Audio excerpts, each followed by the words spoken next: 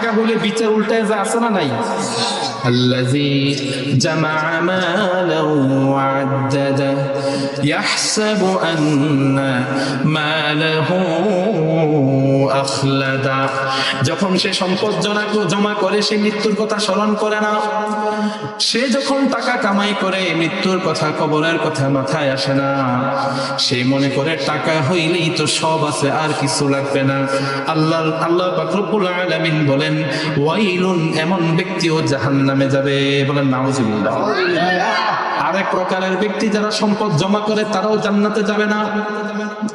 কোরআনে কারীমের মধ্যে আল্লাহ পাক রব্বুল আলামিন বলেন, আল্লাযীনা ইয়াকনিজুনা আয-যাহাবা ওয়াল-ফিদ্দা ওয়া লা ইউনফিকুনাহা ফী সাবীলিল্লাহ ফাবাশশিরহুম বিআযাবিন আলীম। আল্লাহ পাক রব্বুল আলামিন বলেন, আল্লাযীনা ইয়াকনিজুনা আয-যাহাবা ওয়াল-ফিদ্দা, যারা স্বর্ণ রূপা এবং সম্পদ জমা করে, ওয়া লা ইউনফিকুনাহা ফী সাবীলিল্লাহ, যখন আল্লাহর রাস্তায় খরচ করার কথা আসে বলে আমি খরচ করতে পারবো না, সমস্যা আছে। কি সমস্যা? কই ভিডিও অনুমতি দেয় না।